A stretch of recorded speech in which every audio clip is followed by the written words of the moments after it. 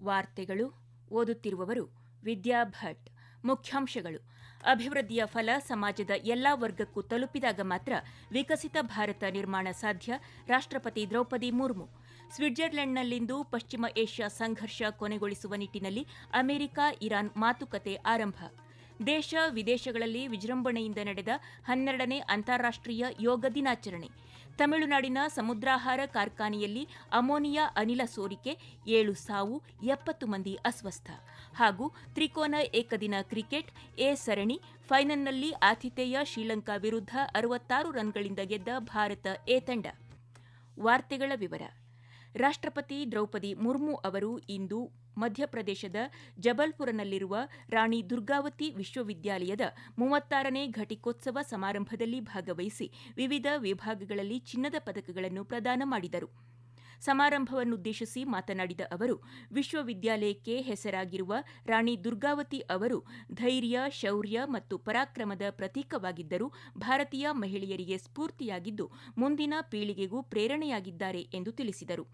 2047ರೊಳಗೆ ವಿಕಸಿತ ಭಾರತ ನಿರ್ಮಾಣದ ಗುರಿ ಸಾಧಿಸಬೇಕಾದರೆ ಅಭಿವೃದ್ಧಿಯ ಫಲಗಳು ಸಮಾಜದ ಪ್ರತಿಯೊಂದು ವರ್ಗ ಹಾಗೂ ಪ್ರತಿಯೊಬ್ಬ ವ್ಯಕ್ತಿಗೂ ತಲುಪಬೇಕು. ಶಿಕ್ಷಣವು ವ್ಯಕ್ತಿ ಹಾಗೂ ಸಮಾಜದ ಅಭಿವೃದ್ಧಿಗೆ ಅತ್ಯಂತ ಪರಿಣಾಮಕಾರಿ ಸಾಧನವಾಗಿದ್ದು, ಆದಿವಾಸಿ ಸಮುದಾಯಗಳ ಶಿಕ್ಷಣ ಮತ್ತು ಸಮಗ್ರ ಅಭಿವೃದ್ಧಿಗಾಗಿ ನಿರಂತರ ಪ್ರಯತ್ನಗಳು ನಡೆಯಬೇಕು ಎಂದು ಅವರು ಒತ್ತಿ ಹೇಳಿದರು. ನಾಳೆ ರಾಷ್ಟ್ರಪತಿ ದ್ರೌಪದಿ ಮುರ್ಮು ಅವರು ಕುನ್ಹೋ ರಾಷ್ಟ್ರೀಯ ಉದ್ಯಾನವನಕ್ಕೆ ಭೇಟಿ ನೀಡಲಿದ್ದು, ಸಹರಿಯಾ ಬುಡಕಟ್ಟು ಸಮುದಾಯದ ಸದಸ್ಯರು, ಚೀತಾ ಟ್ರ್ಯಾಕರ್ಗಳು ಹಾಗೂ ಉದ್ಯಾನವನದ ಕ್ಷೇತ್ರ ಸಿಬ್ಬಂದಿಯೊಂದಿಗೆ ಸಂವಾದ ನಡೆಸಲಿದ್ದಾರೆ. ಅಮೆರಿಕ ಮತ್ತು ಇರಾನ್ ನಡುವಿನ ಮಧ್ಯಂತರ ಒಪ್ಪಂದವನ್ನು ಬಲಪಡಿಸುವ ಮತ್ತು ಪಶ್ಚಿಮ ಏಷ್ಯಾ ಸಂಘರ್ಷವನ್ನು ಕೊನೆಗೊಳಿಸುವ ಪ್ರಯತ್ನಗಳನ್ನು ಪರಿಗಣಿಸುವ ಗುರಿಯನ್ನು ಹೊಂದಿರುವ ಮಾತುಕತೆಗಳು ಇಂದು ಸ್ವಿಟ್ಜರ್ಲೆಂಡ್ನ ಬರ್ಗೆನ್ ಸ್ಟಾಕ್ನಲ್ಲಿ ಪ್ರಾರಂಭವಾದವು. ಕತಾರ್ ಮತ್ತು ಪಾಕಿಸ್ತಾನ ಈ ಮಾತುಕತೆಯ ಮಧ್ಯಸ್ಥಿಕೆ ವಹಿಸುತ್ತಿದೆ. ಅಮೆರಿಕದ ಉಪಾಧ್ಯಕ್ಷ ಜೆಡಿ ವ್ಯಾನ್ಸ್ ಅಮೆರಿಕದ ನಿಯೋಗವನ್ನು ಮುನ್ನಡೆಸುತ್ತಿದ್ದರೆ, ಇರಾನ್ನ ನಿಯೋಗವನ್ನು ಸ್ಪೀಕರ್ ಮೊಹಮ್ಮದ್ ಬಕರ್ ಗಾಲಿಬಾಫ್ ಮತ್ತು ವಿದೇಶಾಂಗ ಸಚಿವ ಅಬ್ಬಾಸ್ ಅರಗ್ಚಿ ನೇತೃತ್ವ ವಹಿಸಿದ್ದಾರೆ. ಲೆಬನಾನ್ ಮೇಲೆ ಇಸ್ರೇಲ್ ನಡೆಸಿದ ನಿರಂತರ ದಾಳಿಯಿಂದಾಗಿ ಟೆಹರಾನ್ ಮತ್ತೆ ಹಾರ್ಮುಜ್ ಜಲಸಂಧಿಯನ್ನು ಮುಚ್ಚಿದ ನಂತರ ಈ ಸಭೆ ನಡೆದಿದೆ. ಆದಾಗ್ಯೂ ಜಲಮಾರ್ಗವು ಎಲ್ಲ ಹಡಗುಗಳಿಗೆ ಮುಕ್ತವಾಗಿದೆ ಎಂದು ಯುಎಸ್ ಮಿಲಿಟರಿ ಹೇಳಿದೆ. ಕತಾರ್ ಮತ್ತು ಪಾಕಿಸ್ತಾನದ ಪ್ರತಿನಿಧಿಗಳೊಂದಿಗೆ ಟೆಹರಾನ್ ಮತ್ತು ವಾಷಿಂಗ್ಟನ್ ನಂತರದಲ್ಲಿ ಚತುರ್ಭುಜ ಮಾತುಕತೆಗಳಲ್ಲಿ ಭಾಗವಹಿಸಲಿವೆ. 4 ಪಕ್ಷಗಳ ಮಾತುಕತೆಗೆ ಮುಂಚಿತವಾಗಿ ವಿಶೇಷ ರಾಯಭಾರಿ ಸ್ಟೀವ್ ವಿಟ್ಕಾಫ್ ಅವರನ್ನು ಒಳಗೊಂಡ ಅಮೆರಿಕ ನಿಯೋಗ ಮತ್ತು ಅಧ್ಯಕ್ಷ ಡೊನಾಲ್ಡ್ ಟ್ರಂಪ್ ಅವರ ಅಳಿಯ ಜೇರೆಡ್ ಕುಶ್ನರ್ ಪಾಕಿಸ್ತಾನದ ಮಧ್ಯಸ್ಥಿಕೆ ತಂಡದೊಂದಿಗೆ ಸಭೆ ನಡೆಸಿದರು. ಇಂದು 12ನೇ ಅಂತಾರಾಷ್ಟ್ರೀಯ ಯೋಗ ದಿನವನ್ನು ಪ್ರಪಂಚದಾದ್ಯಂತ ಸಂಭ್ರಮದಿಂದ ಆಚರಿಸಲಾಯಿತು. ಆರೋಗ್ಯಕರ ವೃದ್ಧಾಪ್ಯಕ್ಕಾಗಿ ಯೋಗ ಎಂಬ ಧ್ಯೇಯ ವಾಕ್ಯದಡಿಯಲ್ಲಿ ಈ ದಿನವನ್ನು ಆಚರಿಸಲಾಗುತ್ತಿದೆ. ಮಸ್ಕತ್ನಲ್ಲಿರುವ ಭಾರತೀಯ ರಾಯಭಾರ ಕಚೇರಿಯ ಆವರಣದಲ್ಲಿ ವಿಶೇಷ ಕಾರ್ಯಕ್ರಮವೊಂದನ್ನು ಆಯೋಜಿಸಲಾಗಿತ್ತು. ಕಾರ್ಯಕ್ರಮವು ರಾಜತಾಂತ್ರಿಕ ಸದಸ್ಯರು, ಭಾರತೀಯ ವಲಸಿಗರು ಮತ್ತು ಒಮನ್ನಾದ್ಯಂತ ಯೋಗ ಉತ್ಸಾಹಿಗಳನ್ನು ಒಗ್ಗೂಡಿಸಿತು. ಸಾಮೂಹಿಕವಾಗಿ ಪ್ರದರ್ಶಿಸಿದ ಸಾಮಾನ್ಯ ಯೋಗವನ್ನು ಒಳಗೊಂಡಿದ್ದ ಈ ಕಾರ್ಯಕ್ರಮವು ಪ್ರದೇಶಾದ್ಯಂತ ಯೋಗ ಮತ್ತು ಯೋಗಾಸನ ಹೆಚ್ಚುತ್ತಿರುವ ಜನಪ್ರಿಯತೆಯನ್ನು ಪ್ರದರ್ಶಿಸಿತು. ಮತ್ತೊಂದೆಡೆ ಕತಾರ್ನ ದೋಹಾದಲ್ಲಿ ಭಾರತೀಯ ಸಮುದಾಯ ಮತ್ತು ಇತರ ವಲಸಿಗ ಗುಂಪುಗಳಿಂದ 2,000ಕ್ಕೂ ಹೆಚ್ಚು ಯೋಗ ಉತ್ಸಾಹಿಗಳು ಅಂತಾರಾಷ್ಟ್ರೀಯ ಯೋಗ ದಿನಾಚರಣೆಯಲ್ಲಿ ಭಾಗವಹಿಸಿದ್ದರು. ಇದು ಕತಾರ್ನಲ್ಲಿ ಪ್ರಾಚೀನ ಅಭ್ಯಾಸದ ಹೆಚ್ಚುತ್ತಿರುವ ಜನಪ್ರಿಯತೆಯನ್ನು ಒತ್ತಿ ಹೇಳುತ್ತದೆ. ಯುನೈಟೆಡ್ ಅರಬ್ ಎಮಿರೇಟ್ಸ್ ಯುಎಇಯಾದ್ಯಂತ ಸಾವಿರಾರು ನಿವಾಸಿಗಳು ಇಂದು ಯೋಗ ದಿನಾಚರಣೆಯಲ್ಲಿ ಭಾಗವಹಿಸಿದ್ದರು. ಇದು ಮೆಗಾ ಯೋಗ ಅಧಿವೇಶನಗಳೊಂದಿಗೆ ಸಮುದಾಯ ಸ್ಥಳಗಳನ್ನು ಸ್ವಾಸ್ಥ್ಯ ಮತ್ತು ಸಾಂಸ್ಕೃತಿಕ ವಿನಿಮಯದ ಕೇಂದ್ರಗಳಾಗಿ ಪರಿವರ್ತಿಸಿತು. ದುಬೈನಲ್ಲಿ ಭಾರತದ ರಾಯಭಾರ ಕಚೇರಿಯು ದುಬೈ ಪೊಲೀಸರ ಸಹಯೋಗದೊಂದಿಗೆ ದುಬೈ ಪೊಲೀಸ್ ಅಧಿಕಾರಿಗಳ ಕ್ಲಬ್ನಲ್ಲಿ ಯೋಗ ಆಚರಣೆಯನ್ನು ಆಯೋಜಿಸಲಾಗಿತ್ತು. ಶಾಲಾ ಮಕ್ಕಳು, ಕುಟುಂಬಗಳು ಮತ್ತು ವೈದ್ಯ ಸಮುದಾಯದ ಉತ್ಸಾಹಿಗಳು ಸೇರಿದಂತೆ ಎಲ್ಲಾ ವಯಸ್ಸಿನ ಸುಮಾರು 1,500ಕ್ಕೂ ಹೆಚ್ಚು ಜನರು ಈ ಕಾರ್ಯಕ್ರಮದಲ್ಲಿ ಭಾಗವಹಿಸಿದ್ದರು. ಉಪರಾಷ್ಟಪತಿ ಸಿಪಿ ರಾಧಾಕೃಷ್ಣನ್ ಇಂದು ಲಡಾಖ್ನ ಲೇಹ್ನಲ್ಲಿ ನಡೆದ 12ನೇ ಅಂತಾರಾಷ್ಟೀಯ ಯೋಗ ದಿನಾಚರಣೆಯಲ್ಲಿ ಭಾಗವಹಿಸಿದ್ದರು. ಈ ಸಂದರ್ಭದಲ್ಲಿ ಮಾತನಾಡಿದ ಅವರು, ಆರೋಗ್ಯಕರ, ಸಂತೋಷದಾಯಕ ಮತ್ತು ಹೆಚ್ಚು ಶಾಂತಿಯುತ ಸಮಾಜಕ್ಕಾಗಿ ನಾಗರಿಕರು ಯೋಗವನ್ನು ತಮ್ಮ ದೈನಂದಿನ ಜೀವನದ ಅವಿಭಾಜ್ಯ ಅಂಗವನ್ನಾಗಿ ಮಾಡಿಕೊಳ್ಳುವಂತೆ ಕರೆ ನೀಡಿದರು. ಕೇಂದ್ರ ಸರ್ಕಾರದ ವಿವಿಧ ಸಚಿವಾಲಯಗಳು ಮತ್ತು ಅವುಗಳ ಅಧೀನದಲ್ಲಿರುವ ಇಲಾಖೆಗಳು ಇಂದು ನವದೆಹಲಿಯಲ್ಲಿ 12ನೇ ಅಂತಾರಾಷ್ಟೀಯ ಯೋಗ ದಿನವನ್ನು ಆಚರಿಸಲು ವಿಶೇಷ ಕಾರ್ಯಕ್ರಮಗಳನ್ನು ಆಯೋಜಿಸಿದ್ದವು. ಸಂವಹನ ಸಚಿವಾಲಯದ ಅಧೀನದಲ್ಲಿರುವ ದೂರಸಂಪರ್ಕ ಇಲಾಖೆಯು ನವದೆಹಲಿಯ ಸಂಚಾರ್ ಭವನದಲ್ಲಿ ಕಾರ್ಯಕ್ರಮವನ್ನು ಆಯೋಜಿಸಿತ್ತು. ಇಲಾಖೆಯ ಹಿರಿಯ ಅಧಿಕಾರಿಗಳು ಮತ್ತು 100ಕ್ಕೂ ಹೆಚ್ಚು ಸಿಬ್ಬಂದಿಗಳು ಯೋಗ ಅಧಿವೇಶನದಲ್ಲಿ ಭಾಗವಹಿಸಿ ವಿವಿಧ ಯೋಗ ಆಸನಗಳು, ಧ್ಯಾನದ ಅಭ್ಯಾಸಗಳನ್ನು ಮಾಡಿದರು. ಗೃಹ ವ್ಯವಹಾರಗಳ ಸಚಿವಾಲಯ, ಭೂ ಸಂಪನ್ಮೂಲ ಇಲಾಖೆ ಮತ್ತು ಗ್ರಾಮೀಣಾಭಿವೃದ್ಧಿ ಇಲಾಖೆ, ವಿದೇಶಾಂಗ ಸಚಿವಾಲಯದ ಸಿಬ್ಬಂದಿ ಮತ್ತು ತರಬೇತಿ ಇಲಾಖೆ ಹಾಗೂ ಭಾರತ ಸರ್ಕಾರದ ಪ್ರಧಾನ ವೈಜ್ಞಾನಿಕ ಸಲಹೆಗಾರರ ಕಚೇರಿ ಜಂಟಿಯಾಗಿ ನವದೆಹಲಿಯ ಕರ್ತವ್ಯ ಭವನದಲ್ಲಿ ಯೋಗ ದಿನಾಚರಣೆಯನ್ನು ಆಯೋಜಿಸಿದ್ದವು. ಆರೋಗ್ಯಕರ ಜೀವನ ಶೈಲಿ ಮತ್ತು ಸಮಗ್ರ ಯೋಗಕ್ಷೇಮವನ್ನು ಉತ್ತೇಜಿಸುವಲ್ಲಿ ಯೋಗದ ಮಹತ್ವವನ್ನು ಈ ಕಾರ್ಯಕ್ರಮವು ಬಿಂಬಿಸಿತು.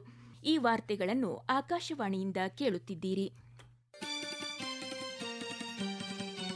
ನಮ್ಮ ಎಲ್ಲಾ ರಾಷ್ಟ್ರೀಯ ವಾರ್ತೆಗಳು ಹಾಗೂ ಪ್ರದೇಶ ಸಮಾಚಾರ ಈಗ ಆಕಾಶವಾಣಿ ನ್ಯೂಸ್ ಕನ್ನಡ ಯೂಟ್ಯೂಬ್ ಚಾನೆಲ್ನಲ್ಲಿ ಲಭ್ಯ. ನಮ್ಮ ಎಕ್ಸ್ ಖಾತೆ ಮತ್ತು ಇನ್ಸ್ಟಾಗ್ರಾಂ ಖಾತೆ ಆಕಾಶವಾಣಿ ನ್ಯೂಸ್ ಕನ್ನಡ. ಹೆಚ್ಚಿನ ಮಾಹಿತಿಗಾಗಿ ನಮ್ಮ ಫೇಸ್ಬುಕ್ ಖಾತೆ AIR ಕನ್ನಡ ನ್ಯೂಸ್ ಅನುಸರಿಸಿ. ಮಾಹಿತಿಯ ಹೂರಣ ವಾರದ ಕಾರ್ಯಕ್ರಮ ಪ್ರಚಲಿತ ವಿದ್ಯಮಾನ ಪ್ರತಿ ಬುಧವಾರ 9:15ಕ್ಕೆ. ತಮಿಳುನಾಡಿನ ಪೆರಿಯಪಾಳ್ಯಂನಲ್ಲಿರುವ ಸಮುದ್ರಾಹಾರ ರಫ್ತು ಕಂಪನಿಯಲ್ಲಿ ಇಂದು ಸಂಭವಿಸಿದ ಅಮೋನಿಯಾ ಅನಿಲ ಸೋರಿಕೆಯಿಂದ ಕನಿಷ್ಠ 7 ಜನರು ಸಾವನ್ನಪ್ಪಿದ್ದು 70ಕ್ಕೂ ಹೆಚ್ಚು ಕಾರ್ಮಿಕರು ಅಸ್ವಸ್ಥಗೊಂಡಿದ್ದಾರೆ. ಪ್ರಾಥಮಿಕ ವರದಿಗಳ ಪ್ರಕಾರ ರಕ್ಷಣಾ ಮತ್ತು ವೈದ್ಯಕೀಯ ಕಾರ್ಯಾಚರಣೆಗಳು ಮುಂದುವರಿದಂತೆ ಸಾವಿನ ಸಂಖ್ಯೆ ಹೆಚ್ಚಾಗಬಹುದು. ರಾಷ್ಟ್ರೀಯ ವಿಪತ್ತು ನಿರ್ವಹಣಾ ಪಡೆ ವಿಶೇಷ ರಾಸಾಯನಿಕ, ಜೈವಿಕ ಮತ್ತು ಪರಮಾಣು ನಿರ್ವಹಣಾ ತಂಡಗಳೊಂದಿಗೆ ತಕ್ಷಣದ ರಕ್ಷಣಾ ಕಾರ್ಯಾಚರಣೆಯನ್ನು ಪ್ರಾರಂಭಿಸಿ ಕಟ್ಟುನಿಟ್ಟಾದ ಸುರಕ್ಷತಾ ಶಿಷ್ಟಾಚಾರಗಳ ಅಡಿಯಲ್ಲಿ ಸೋರಿಕೆಯನ್ನು ತಡೆಗಟ್ಟಲು ಪ್ರಯತ್ನ ನಡೆಸಲಾಗಿದೆ. ಘಟನೆಯ ಕುರಿತು ತನಿಖೆ ನಡೆಸಲು 3 ಸದಸ್ಯರ ಉನ್ನತ ಮಟ್ಟದ ಸಮಿತಿಯೊಂದನ್ನು ಮುಖ್ಯಮಂತ್ರಿ ಸಿ. ಜೋಸೆಫ್ ವಿಜಯ್ ರಚಿಸಿದ್ದು 24 ಗಂಟೆಗಳ ಒಳಗೆ ವರದಿ ಸಲ್ಲಿಸುವಂತೆ ಸಮಿತಿಗೆ ನಿರ್ದೇಶನ ನೀಡಿದ್ದಾರೆ. ವೈದ್ಯಕೀಯ ಕೋರ್ಸ್ಗಳ ಪ್ರವೇಶಕ್ಕಾಗಿ ನಡೆದ ರಾಷ್ಟ್ರೀಯ ಅರ್ಹತಾ ಪ್ರವೇಶ ಪರೀಕ್ಷೆ ನೀಟ್ ಯುಜಿ 2026ರ ಮರುಪರೀಕ್ಷೆಯನ್ನು ಇಂದು ಬಿಗಿ ಭದ್ರತೆಯ ನಡುವೆ ಸರಾಗವಾಗಿ ನಡೆಸಲಾಯಿತು. ಭಾರತದ 551 ನಗರಗಳು ಮತ್ತು ವಿದೇಶಗಳ 14 ನಗರಗಳಲ್ಲಿ 22.79 ಲಕ್ಷಕ್ಕೂ ಹೆಚ್ಚು ಅಭ್ಯರ್ಥಿಗಳು ಪರೀಕ್ಷೆಗೆ ನೋಂದಾಯಿಸಿಕೊಂಡಿದ್ದರು. ಪರೀಕ್ಷೆಯನ್ನು ಮಧ್ಯಾಹ್ನ 2 ರಿಂದ ಸಂಜೆ 5:15ರವರೆಗೆ ಇಂಗ್ಲಿಷ್ ಸೇರಿದಂತೆ 12 ಭಾರತೀಯ ಭಾಷೆಗಳಲ್ಲಿ ನಡೆಸಲಾಯಿತು. ದಂಬುಲ್ಲಾದಲ್ಲಿ ಇಂದು ನಡೆದ ತ್ರಿಕೋನ ಏಕದಿನ ಕ್ರಿಕೆಟ್ ಎ ಸರಣಿಯ ಫೈನಲ್ ಪಂದ್ಯದಲ್ಲಿ ಭಾರತ ಎ ತಂಡ ಆತಿಥೇಯ ಶ್ರೀಲಂಕಾ ಎ ತಂಡವನ್ನು 66 ರನ್ಗಳಿಂದ ಸೋಲಿಸಿ ಪ್ರಶಸ್ತಿ ಮುಡಿಗೇರಿಸಿಕೊಂಡಿದೆ. ಮೊದಲು ಬ್ಯಾಟಿಂಗ್ ಮಾಡಿದ ಭಾರತ ಎ ತಂಡ ನಿಗದಿತ 50 ಓವರ್ಗಳಲ್ಲಿ 9 ವಿಕೆಟ್ ನಷ್ಟಕ್ಕೆ 377 ರನ್ಗಳ ಭಾರೀ ಮೊತ್ತಪೇರಿಸಿತು. ಭಾರತ ಪರ ವೈಭವ್ ಸೂರ್ಯವಂಶಿ ಕೇವಲ 11 ಎಸೆತಗಳಲ್ಲಿ ಅರ್ಧಶತಕ ಸಿಡಿಸಿ 29 ಎಸೆತಗಳಲ್ಲಿ 94 ರನ್ಗಳನ್ನು ಗಳಿಸಿ ಶ್ರೀಲಂಕಾ ಬೌಲರ್ಗಳ ಬೆವರಿಳಿಸಿದರು. ಶ್ರೀಲಂಕಾ ಎ ತಂಡದ ಪರ ಕುಗತಾಸ್ ಮಥುಲನ್, ರವೀಂದು ಫರ್ನಾಂಡೋ ಹಾಗೂ ವನುಜಾ ಸಾಹನ್ ತಲಾ 2 ವಿಕೆಟ್ ಪಡೆದರು. ಮ್ಯಾಂಚೆಸ್ಟರ್ನ ಓಲ್ಡ್ ಟ್ರಾಫೋರ್ಡ್ ಕ್ರೀಡಾಂಗಣದಲ್ಲಿ ಮಹಿಳಾ ಟಿ20 ವಿಶ್ವಕಪ್ ಕ್ರಿಕೆಟ್ ಗುಂಪು 1ರ ಪಂದ್ಯದಲ್ಲಿ ಇಂದು ಭಾರತ ದಕ್ಷಿಣ ಆಫ್ರಿಕಾ ತಂಡಗಳು ಮುಖಾಮುಖಿಯಾಗಿವೆ. ಟಾಸ್ ಗೆದ್ದ ಭಾರತ ತಂಡ ಬ್ಯಾಟಿಂಗ್ ಆಯ್ಕೆ ಮಾಡಿಕೊಂಡಿದೆ. ಇತ್ತೀಚಿನ ವರದಿ ಬಂದಾಗ ಭಾರತ 8 ಓವರ್ಗಳಲ್ಲಿ 3 ವಿಕೆಟ್ ನಷ್ಟಕ್ಕೆ 68 ರನ್ ಗಳಿಸಿ ಆಡುತ್ತಿದೆ. ಕೊನೆಯಲ್ಲಿ ಮತ್ತೊಮ್ಮೆ ಮುಖ್ಯಾಂಶಗಳು. ಅಭಿವೃದ್ಧಿಯ ಫಲ ಸಮಾಜದ ಎಲ್ಲಾ ವರ್ಗಕ್ಕೂ ತಲುಪಿದಾಗ ಮಾತ್ರ ವಿಕಸಿತ ಭಾರತ ನಿರ್ಮಾಣ ಸಾಧ್ಯ. ರಾಷ್ಟ್ರಪತಿ ದ್ರೌಪದಿ ಮುರ್ಮು. ಸ್ವಿಟ್ಜರ್ಲೆಂಡ್ನಲ್ಲಿಂದು ಪಶ್ಚಿಮ ಏಷ್ಯಾ ಸಂಘರ್ಷ ಕೊನೆಗೊಳಿಸುವ ನಿಟ್ಟಿನಲ್ಲಿ ಅಮೆರಿಕ ಇರಾನ್ ಮಾತುಕತೆ ಆರಂಭ. ದೇಶ ವಿದೇಶಗಳಲ್ಲಿ ವಿಜೃಂಭಣೆಯಿಂದ ನಡೆದ 12ನೇ ಅಂತಾರಾಷ್ಟ್ರೀಯ ಯೋಗ ದಿನಾಚರಣೆ. ತಮಿಳುನಾಡಿನ ಸಮುದ್ರಾಹಾರ ಕಾರ್ಖಾನೆಯಲ್ಲಿ ಅಮೋನಿಯಾ ಅನಿಲ ಸೋರಿಕೆ, 7 ಸಾವು, 70 ಮಂದಿ ಅಸ್ವಸ್ಥ. ಹಾಗೂ ತ್ರಿಕೋನ ಏಕದಿನ ಕ್ರಿಕೆಟ್ ಎ ಸರಣಿ ಫೈನಲ್ನಲ್ಲಿ ಆತಿಥೇಯ ಶ್ರೀಲಂಕಾ ವಿರುದ್ಧ 66 ರನ್ಗಳಿಂದ ಗೆದ್ದ ಭಾರತ ಎ ತಂಡ. ಇಲ್ಲಿಗೆ ವಾರ್ತಾ ಪ್ರಸಾರ ಮುಕ್ತಾಯವಾಯಿತು. ನಮ್ಮ ಮುಂದಿನ ವಾರ್ತಾ ಪ್ರಸಾರ ನಾಳೆ ಬೆಳಿಗ್ಗೆ 7:05 ನಿಮಿಷಕ್ಕೆ.